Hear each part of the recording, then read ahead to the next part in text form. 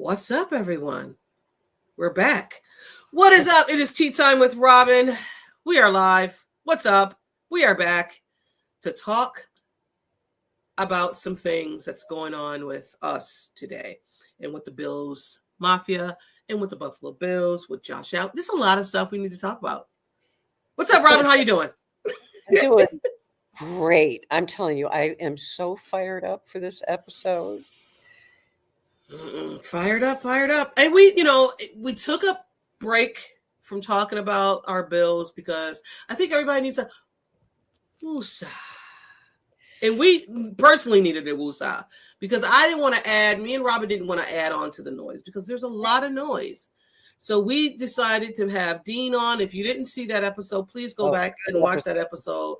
Great episode. You know, Dean is the guru when it comes to drafting and scouting, and I still got my notes here, going over the guys that he told us to look at in the schools. If you don't know, Clemson, Penn State, Michigan, Ohio State, Alabama is some of the schools that Dean is scouting, and so are the Buffalo Bills. And if you're not following Dean, please follow him because he's going to let you know what the Bills are doing when it comes to scouting, what schools they're going to, and stuff like that. So he's very, very knowledgeable, and go check him out.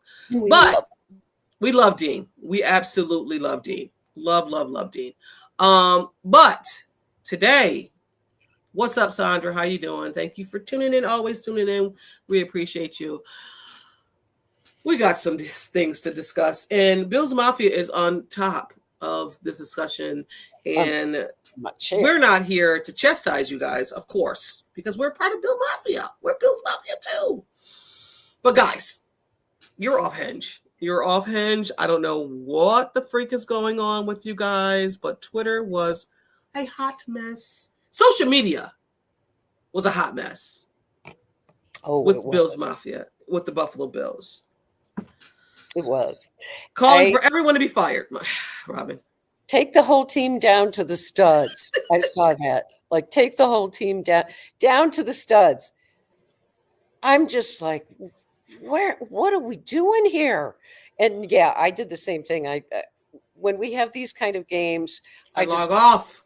I just tune out. And then, of course, we have to have the bye week. So we have to carry that over for another whole week. It's trash. It would have been so nice if they could have won that game just so we could have a nice bye week ourselves. Right. But we didn't, because we're all a bunch of miserable Bills fans when it comes to our team losing. We are. We're not good losers because we're not so much. We're not. But, I seen the firing of Sean McDermott, but that's always the Sean McDermott firing pack that comes out every time we lose.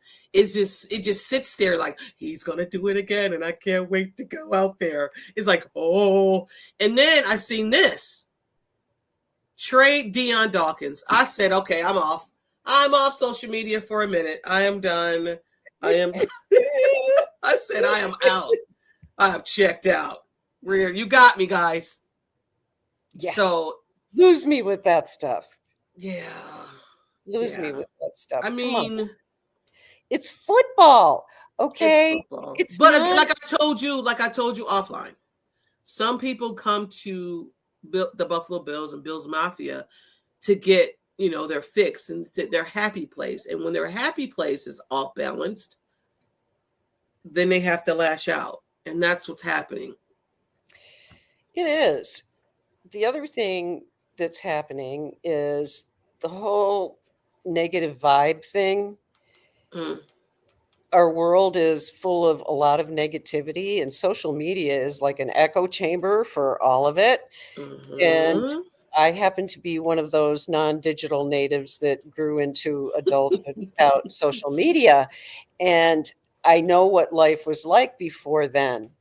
And it was different in terms of how people communicated and how they conducted themselves. And social media, people feel like they can anonymously just say whatever they want. And so they do. And most of it is nasty. And it fuels this echo chamber of nastiness to the point where you just like this, right? Like you just, Mm-hmm. ugh, I have to come on because I post articles and that sort of thing. But when the team loses and everybody's in a bad mood, I just shut it down. And by the way, I'll say this because this I've always said this. This time of year when it's dark and we have so little daylight, people get very cranky. And so you start to see that on social media as well. Yeah, 6 o'clock over here in Buffalo. It starts. I was actually picking my kids up from, or at their meet, and their meet starts at 5, and then it's probably over. Cross country's over around 5:35, so we're driving back, and it's coming. The sun's going down, and I get back in Buffalo. It's 6:10, and I'm like, oh shit, it's dark. Okay, all righty. This is where we're at. Okay, it's definitely fall. So I definitely understand that. Like, it is a thing. They like, what is it? It makes us cranky. Yeah. So I forgot what it's called, but it's a mood depressor. Like, you definitely get into your brain is just like seasonal affective disorder. Thank you. If you have it, to the max, but most of us have some touch of it to some extent. My sister has it. I did. That's why I had to leave Western New York. I have to live in a place where there's 300 days of sunshine a year. Otherwise, I'm solar powered. I tell people that all the time. And when the sun goes down, so do I. Mm-hmm. So, by 8 o'clock at night, I'm trashed. Right. It's crazy how different it is, but it makes people cranky. And so we've had this fan base that has the fans 2 games in a row, and everybody's ready to fire everybody. Everybody's ready to, burn the team down to the stakes. And we have to understand ourselves, right? Like ourselves. And the best thing I found, honestly, to do when you're feeling like this is go outside. Yeah. Everybody jokes about it, like go outside and smell the grass. Go outside and yell at the clouds if that's what you want to do. For sure. What's up, Christopher? Thank you. Good morning. Thank you, guys. Outside. Yes. Hey, what's up, John? Thank you, guys. We'll read some of your comments in a little bit. Also seeing this too. And I'm for this, to be quite honest with you. Sean McDermott should take over play calling over Bobby Babbage. I'm with this. And I get that you want to give your guys a chance. You want to give the Bobby Babbages, you want to give the Joe Brady's, you want to give all these guys chances. But I'll say this. I think our defense thrives when Sean McDermott is calling plays. Me personally. Mm-hmm. And I know there's people out there just don't think that Sean is doing a great job. But go back and watch Sean McDermott being a play caller in 2003, right? 2003, 2004, something, right? Yeah. One of those, 2023 or 2024. I think it was. But anyway, he took over periodically when Leslie Frazier was hitting the skids. And I always thought that was very interesting because Leslie Frazier had been a head coach. So his ego wasn't in the way. Mm-hmm. And if things weren't going well for Frazier, you would see McDermott take over. Mm-hmm. And I have to say, I think, just my opinion, but I think play calling, the ability to do that, it's almost like people that can play chess. Mm-hmm. It's a skill. It's a very specific skill. And Sean McDermott, is very good at it. He's very, very good at play calling on defense. Very, very good at it. And that's why he would take over for Leslie on occasion. It was like it would drive him crazy, right? He's like, let me have the, headset. He can do it. That's one of his great gifts. For all the things that people want to criticize him, for, go ahead. But you can't criticize the way he would call plays on defense. Right. So if that's what is missing with this team, and I don't know that it is or it isn't, we'll find out when we add, and we'll talk about this later, Michael Hoyt and Ogunjobi, because that's gonna change the complexion of the defense some. But if I'm kind of like, you know what? If McDermott is such a good, really good play caller, if he feels like he needs to do that for a while, I wouldn't be opposed to it either.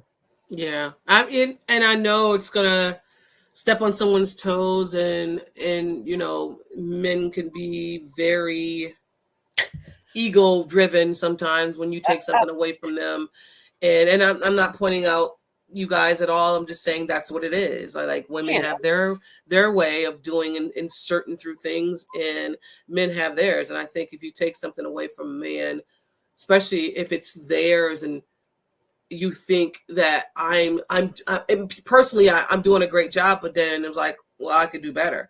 You know what I'm saying? So I don't know. I don't know how they figure it out. I don't think they'll do it. But I would love to see it happen. There may be more. I wonder if there may be more, at least more communication between McDermott and Babbage during the games. Like maybe he will be saying more to him, like maybe we should do blah blah blah. I mean, I don't know. I don't, like you, I have no idea what's going to happen, but if it happened, it wouldn't surprise me, and I wouldn't really be opposed to it. Right. Thank you, John. Please like and share this. Please go on the YouTube channel and like this. It helps the algorithms get us out there and lets people know that we are live at 11 o'clock during lunchtime, and let people know that we're here. Teacher, we're here. But let's move on. I pose a question. Has the lead adjusted to Joe Brady? And can he adjust back? When you shot that question to me, I have to tell you, that was really, I was like, I really had to think about that a lot. Because my thing is he doing enough to scheme up these guys that are, because, okay, oh my God, the bye week this guy's not open. This guy's not open. Why isn't he open? What's open? Why isn't he open? What you mean open? Who's open? No one's open in the NFL. You got to get the ball. Like, I'm like, oh my God. Right. The bye week was crazy. Well, who's open? Keon's not open. This guy's open. Why isn't this guy open? Can he scheme him open? So I pose to you, has the NFL adjusted, caught up with Joe Brady? And is Joe Brady doing enough? Well, that's the second part of your question. There is the main part that I'm puzzled by, I guess would be the word I would use. I'm puzzled. I've been puzzled by, just honestly, the play calling in the last few games. They've evolved away from using James Cook the way that James Cook should be used the best. They need to get into a flow and a rhythm on offense, and they weren't doing that. And some of that was the play calling. And I will back up and say, this may not completely all be on Joe Brady, because Josh Allen is down there changing the plays too at times.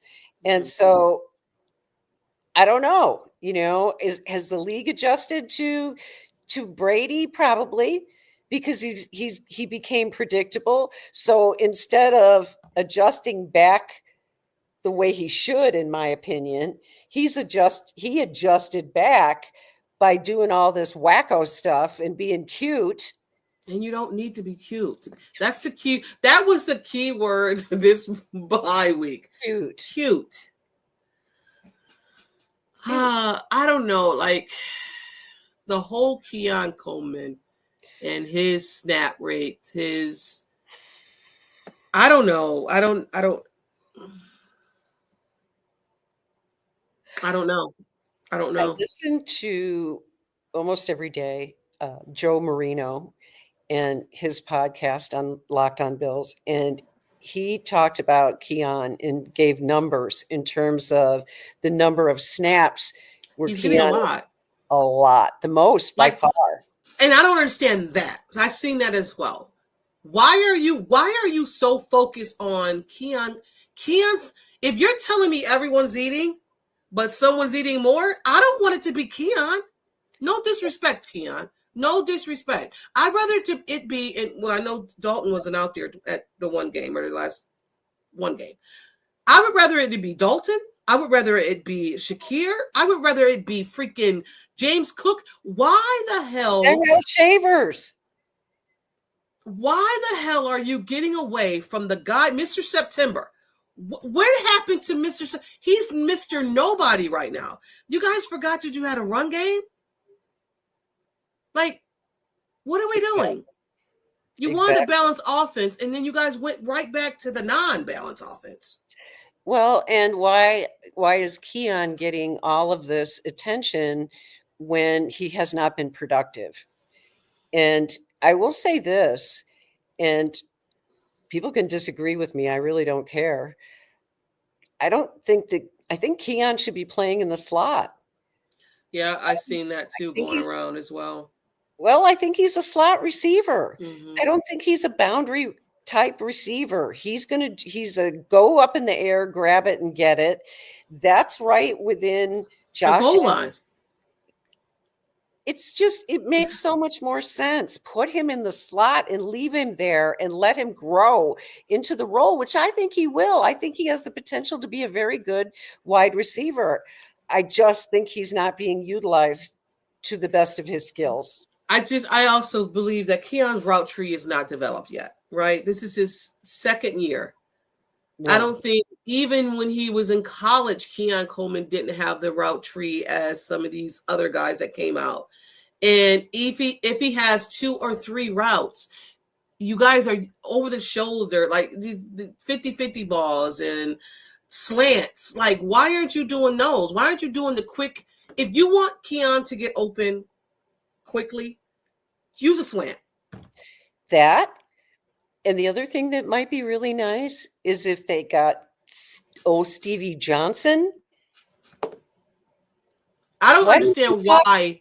Keon, come on. Why don't you talk to Stevie? Because Stevie was the master.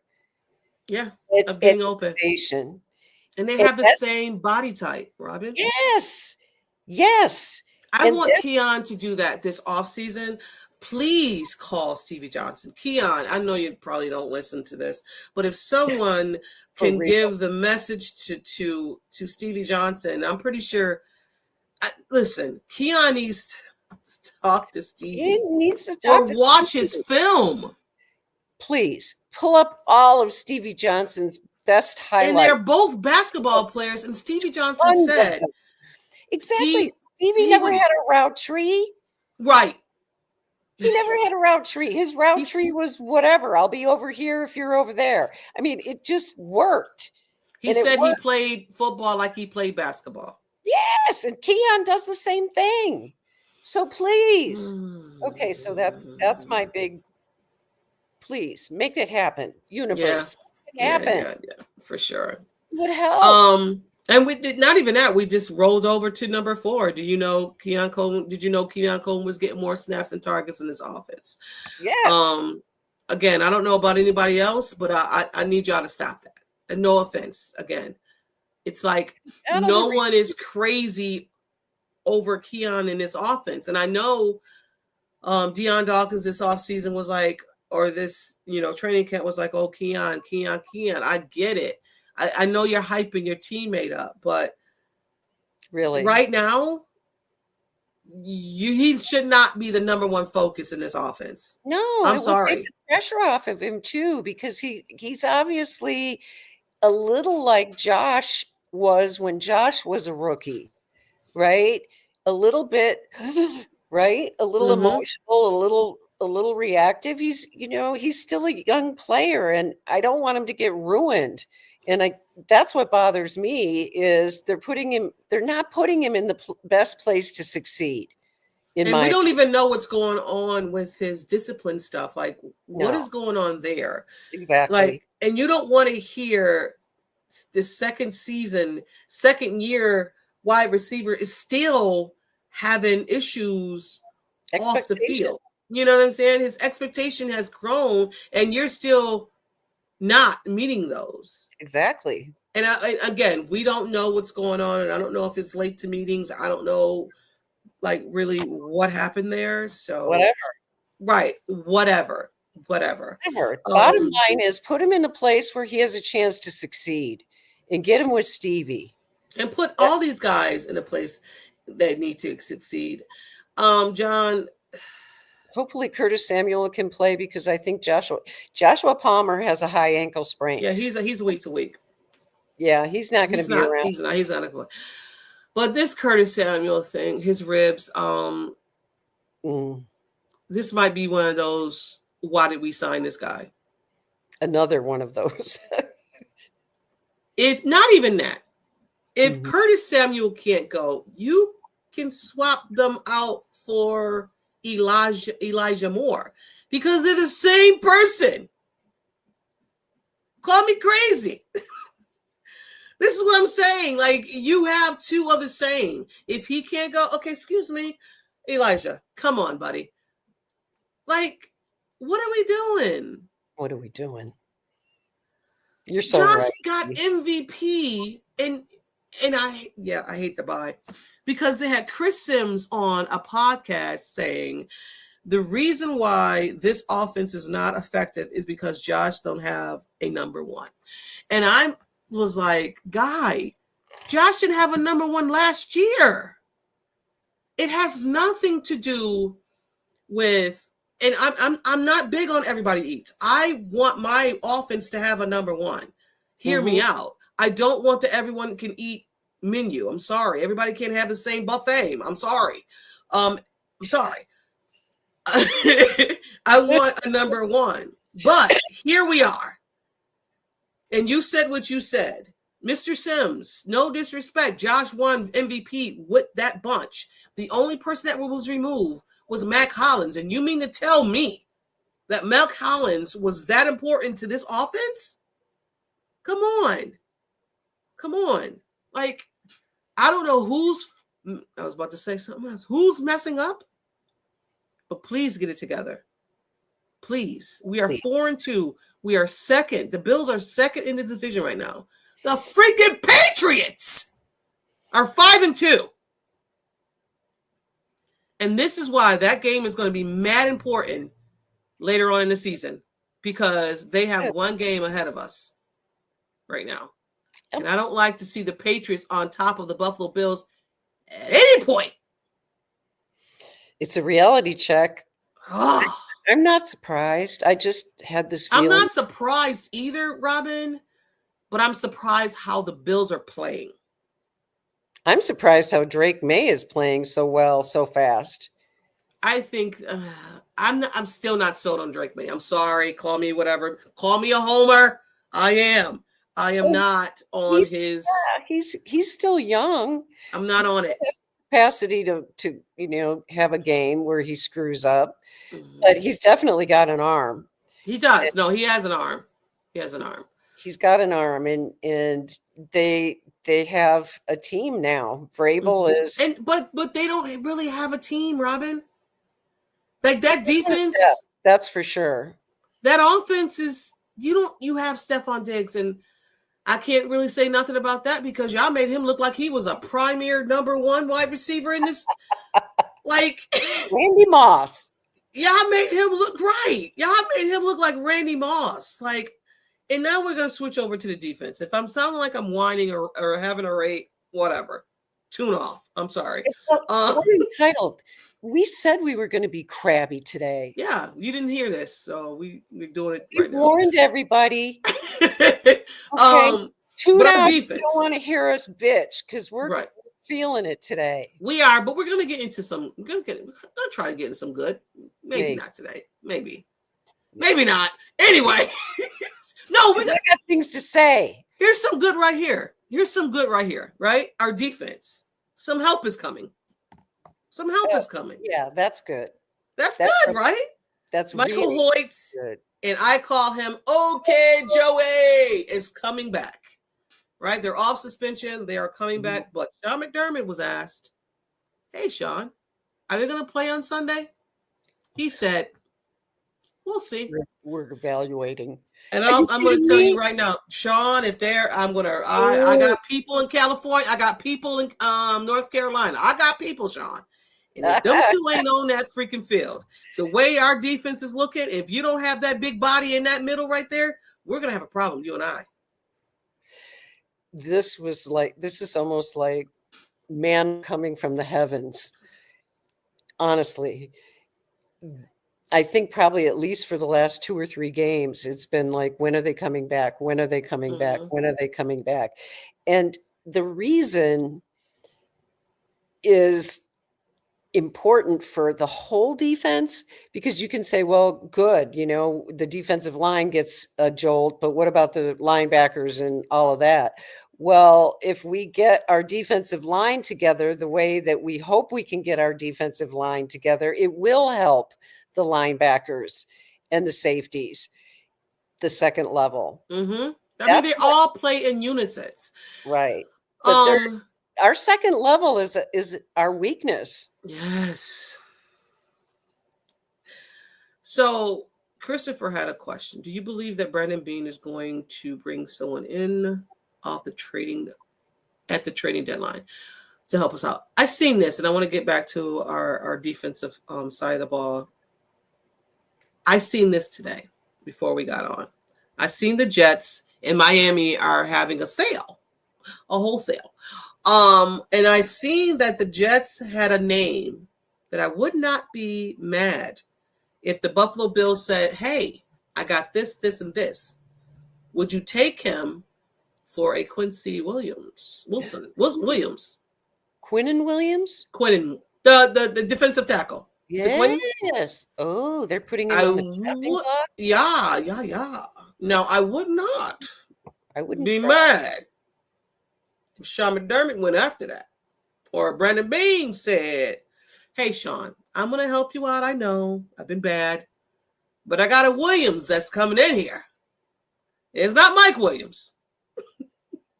So no. I would not be mad if they went out and got that guy. Woo! I know Greg Thompson from Cover One does all the capology stuff. I wonder what they would have to do to swindle. I know, right? The hell with the freaking give them salary cap already.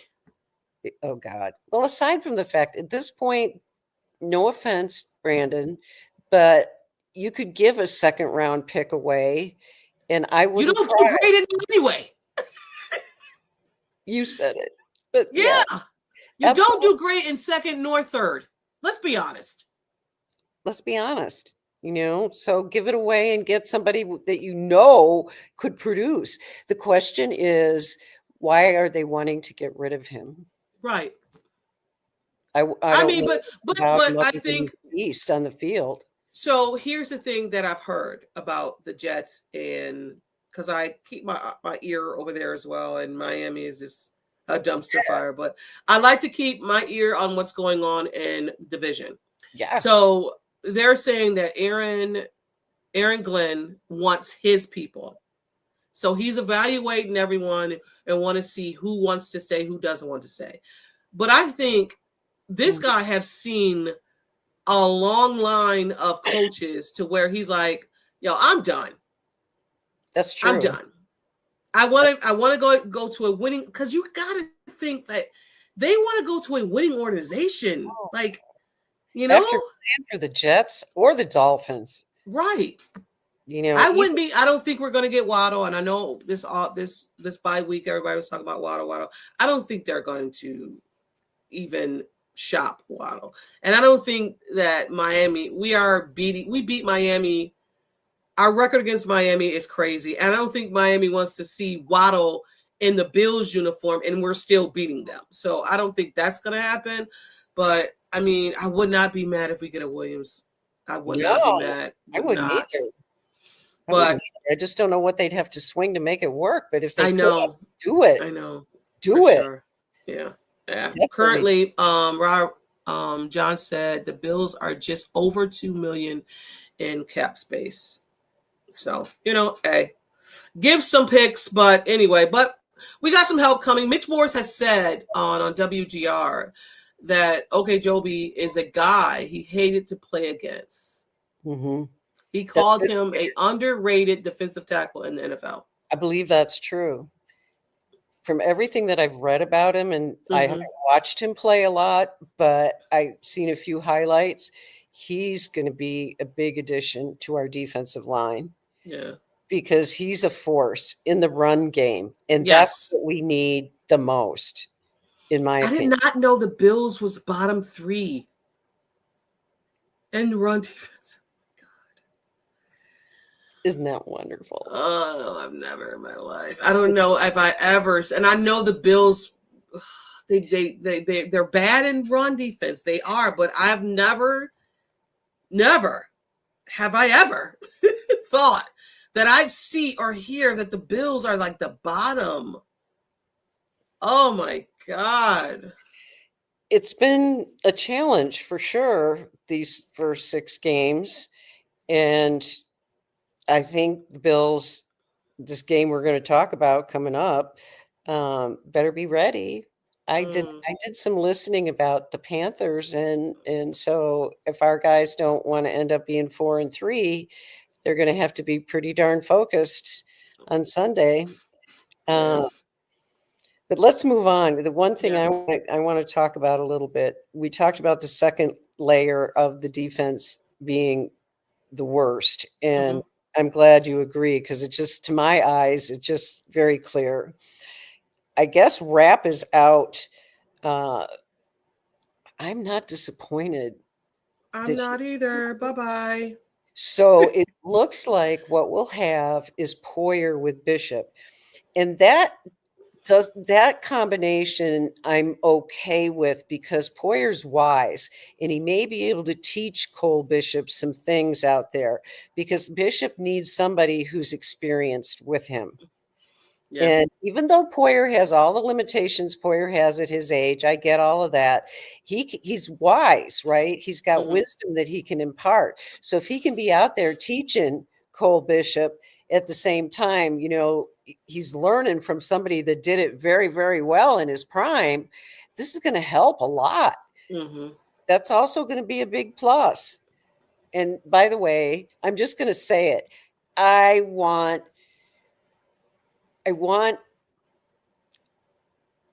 Max Hairston to play as soon as he's able to play, because we need him out there. I know that's controversial to some extent, because people say, you don't want to rush him and all that sort of thing. The guy needs experience. You watch him in the little video clips I've seen, he looks like he's moving pretty good. He's got a little knee brace on, but so what? Most of those guys wear knee braces. It's time for him to get a little bit of experience, don't you think? I'm with you. I mean, I don't see him playing on Sunday, but if he does, good for Sean McDermott for taking that jump, because you're so precaution. You don't want to do anything. And if he does play, just give him 5 snaps. Yeah. That's all you have to do, because the next week is the Chiefs. And you don't want to play him. You want to jump in too much, but you want to increase. If he goes 5%, then if you can go 20% against the Chiefs, that'd be great. That would be a help. Mean, if he doesn't play in the next 2, I see him playing against Miami. Yeah. I agree. He probably won't play at all, but we sure could use him. Here's the crazy thing about this Rapp situation. Now, I didn't hear anything about his knee since training camp. Did they say anything in training camp about his knee or anything? Minimally. I pay attention to that stuff as much as I can, and I didn't read anything about Rapp's knee. I think it might be something that had been bothering him that they weren't talking about a lot. Okay, because now all of a sudden now he has a knee, but I think it's a soft sitting. I'm sitting you, buddy. I mean, I'm just saying, let's just say it was his knee since training camp. We're not going to embarrass him, whatever. I really don't. Yeah. But he has to sit down. Yeah. He's got to sit down. And because his play is just completely substandard. And listen, I don't know it. This happens when you're not comfortable with one guy. You over pursue. You try to overthink and stuff like that. And when you're playing football, not that I've played, I've heard this. You need to play free. You Yeah. can't think about what the next guy's going to do. You can't think about that. This is what happens sometimes when it comes to Dorian Williams. Dorian Williams overthinks, and he doesn't need that. And when he plays free, like he played in Atlanta, because I'll say, was it Atlanta? He played in Atlanta's game, right? One game he played, he was a Mike, and he played really well. He did. So I don't know. These guys got to get it together. But I'm glad that Mad Max is back because we need some reinforcement. Whatever level we see of him, if it's just practicing, it's good. And we need some reinforcement when it comes to Trey, man, because they're going to target Trey every time, every chance they get. They're going to target him. They are. But I think it's time. I think it's time. It's kind of spill the tea. Time. For me, come on, just spill that. Come on, just spill that. Spill that tea for me. Spill my dirty tea. Yeah, tell me everything. Come on, just spill that. Time for us to spill the tea. This is when Robyn and I tell you some tea. We give you some tea. We get the tea off of our chest and tell you what we're feeling. So, love the bye. Love the bye week. So, on the bye, Josh was called all type of names, right? One name in particular, they called him Soft. Soft, I don't think Josh is. Now, prior to, Josh being in a happy marriage, he was engaged last year. And I want to say Josh played well. But now that he's married, which is crazy, Kyle Branch went on his show, Good Morning Football, and said guys that are married, he had a chart, and said guys that are married play much better when they're married into the season. Great, awesome. He got all these guys up. They all played well. Yeah. And then now Josh is married, and now it's Josh's fault and everybody around him that he's not playing well. Here's the thing, guys. It'll figure itself out. We don't need to call names. Josh is not soft. He's not playing soft. He's just frustrated. And so are we. And I think that saying and trying to dissect Josh and his relationship, if you want to get a man out of here, mess with his family. So let's just be all right with, going in that direction. Yeah. But, yeah, that was my tea, Robyn. What's your tea, Robyn? Funny how we always dovetail into each other. Mine was Grandma Knows. Oh, yeah. I think she knows. And Grandma knows things about Josh. And Josh said that he talked to Grandma. And Grandma said that he needed to smile more. Yes. And I agree with Grandma. But I got to thinking about, well, okay, what does that mean in terms of what do you need to do, Josh? Because Josh has been a little different this year. A little bit. And we don't know how much, we talked about this earlier, that the poor play calling, some of it could be Josh changing plays and it not working out. But there's other things that we can see, like they're blitzing Josh so much more. And you have to ask yourself, why are they doing that? Well, they may be doing that because he's a little more reluctant to do some of this crazy stuff he used to do. And that is a function of age. And let's face it, I want to bring up a subject I hate to talk about, and that's Tom Brady. But Tom Brady has said, we all know how obsessed Brady was with winning and playing and all of that sort of thing.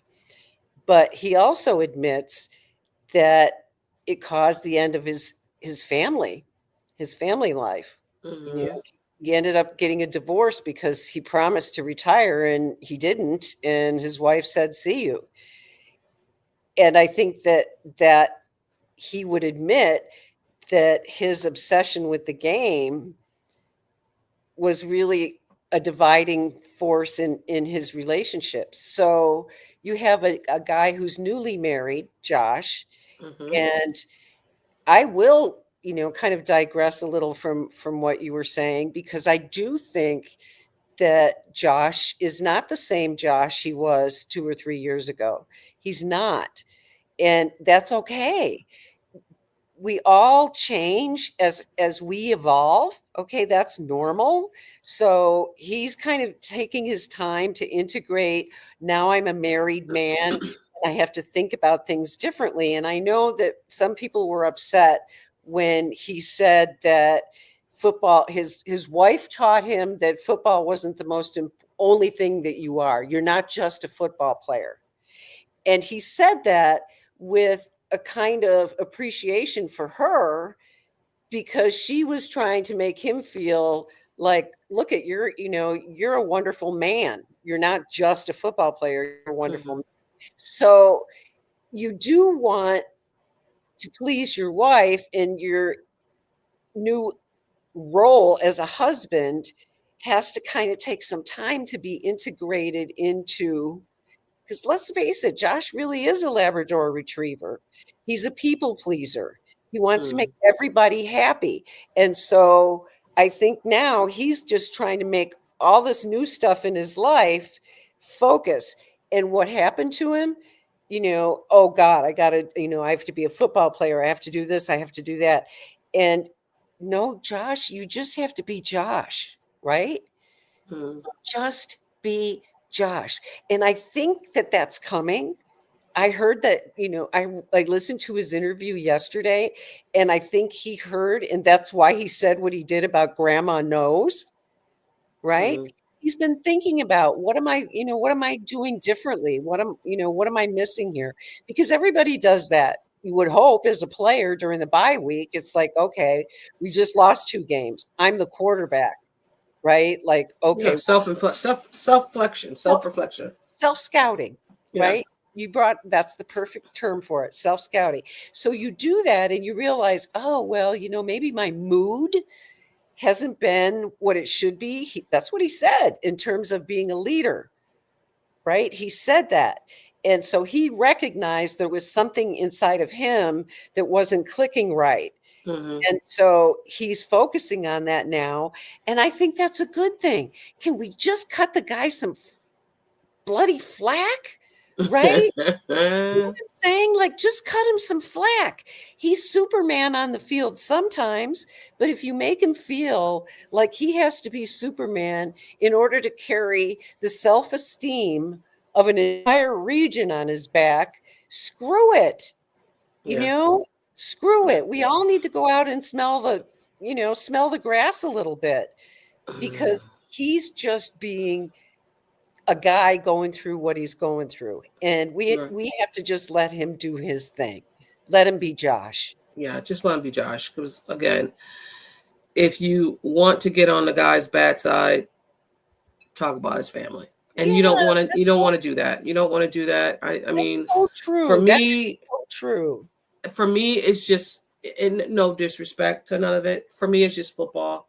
If Exactly. Josh is not performing well on the field of football, yeah, I need to we're trying to figure out why. I'm not in those rooms. I'm pretty sure we're going to see a different Josh on Sunday, hopefully. And then we just go from there. We don't need to call him soft. We don't need to do all that. We don't need to psychoanalyze his marriage. The man is married. He's happy. Leave him alone. He's not happy right now playing football. So let's concentrate on football and get it right. Period. But everybody who's trying to psychoanalyze Josh's relationship and his relationship with that and football, stop.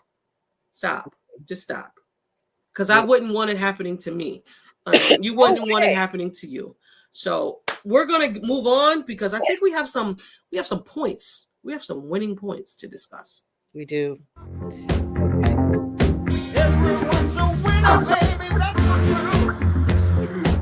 Baby, you is such a thrill.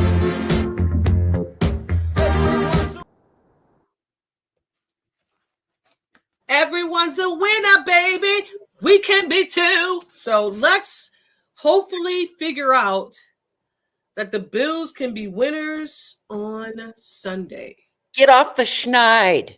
Get off the schneid, Robyn said. God dang it. Get off the schneid. The Bills. Right, go ahead. I'll just say it straight up. I listened to the play-by-play guy that was on One Bills Live covering the Panthers yesterday. Oh, yeah? Okay. Yeah, I was a little late listening to it, but I listened. It was very, very interesting. The Panthers are for real, people. Yeah. I think people are making a huge mistake assuming this is a game that they're just going to roll, the Bills. No, and no. You look at their defensive line, they're tough. Their defense is improving. They're very young. They've got depth players playing now because they've had some injuries, but the other thing that they've done is they've gotten some very good play out of their draft picks from this year. So they're ahead. They're actually ahead of their rebuild, if you will, because that's where they're in the process of rebuilding. And they've taken a big jump up. They've gotten better. They've won 4 out of the last 5 games they've played. Yeah, they're on their win streak of 3 in a row. Yeah, they're 0 for 3 at home as well too. So we'll see. I think it's no disrespect to the Panthers. I think it's more about the Buffalo Bills getting it right than the Panthers situation. No disrespect to them. For real. Also, I felt that way when it came to the division game against New England. I think that game was what it was. It was a division game. That Atlanta game, to me, it said more about the Buffalo Bills than Atlanta. Don't get me wrong. I think Atlanta is going to be a great team in the future. I don't think that quarterback Michael Penix did enough to beat the Buffalo Bills. I think it was the run game that killed the Buffalo Bills. And for me, this game could be a copycat if the Bills' head is not in the game. Like, the Panthers hasn't allowed a run over 8 yards this season. And if you don't get James Cook involved in this freaking game this Sunday, we are going to have a town meeting, okay? Joe Brady, we are going to have a town meeting to tell you Mr. September is waiting. Like, what are we doing? What are we doing? What are we doing? And then stop forcing Keon Coleman the ball, please. Just please stop forcing it. Put him in the slot. If it's there, give it to him. If it's not, don't force it. He's not our number one. Why are we forcing the ball to Keon? We don't need to do it like I said earlier. Let the offense flow. And if it flows through number 4, let him cook. Thank you. And the Panthers, like you said, are a hungry team. They are. They are. They're no slouch. But again, I do not expect the Bills to lose this game unless they are playing sloppy football, undisciplined football, penalties, good Lord. Enough of this crap already. You should have won the Atlanta game. You should have won. Tackle. You should have won the Patriots game, but we had a ref named Hockley who don't like the Bills, but that's beside the point. Whatever. You should have won those games. Joey says James Cook rushes for 100 yards. We win 90% of the time. You have to run James. Open up. Yes. Thank you. Thank you, Joey. Gotcha. Open up the pass. Come on. You Come know, on. it's just, Come on. come on. It's not that hard, but when you're trying to be cute, and honestly, that was well put. And I It don't know was. if he thought about it or it came spewing out of his mouth, but McDermott was right. It was too cute. And he's out thinking, Joe Brady's out thinking himself, and it's not working. And And it's showing. It's oh, showing. It's showing that you are being so high on your horse to where, oh, I got Josh Allen, I could do whatever. No, you can't. My guy. Josh Allen is a unicorn. Yes, he is. But you, sir, your play calling is in question. oh man. I'm just saying. Oh man. It's in question, my guy. So I don't know what these spam people keep popping up. Can y'all stop? We have AI spammers. We got the spam Apparently. bots. But like John said, be good, do good, and what Yes. was it? Go Bills for sure. And on that note, unless you got some more to say, No, I'm done. I'm done ranting and I'm crabby and I want us to win a game so we can all be in a better mood. yes. And I'm just getting more spam. But we're gonna get out of here because you guys are trying to take over our chat. Yeah, I don't like it. I don't like it. But thank you guys for tuning in. Always, you guys come in here, you show love on your lunch breaks if you're not on your lunch break, but you know, we are. So we want to entertain you. But we're gonna get the Bills are gonna get back on track. We're gonna come back here next week, Thursday, and we're gonna be talking about that W. We are. We're gonna be in a better mood. We're gonna definitely be in a better mood. Better mood. Yes, and put James Cook in the passing lanes too. Like he can catch out the backfield. That's what he did in Georgia. Please. God dang it! If you don't overuse Cook this game, so worried about in the later season of the. I heard this, and we're gonna get out of here. I heard this. I heard that Joe Brady is saving some play calls.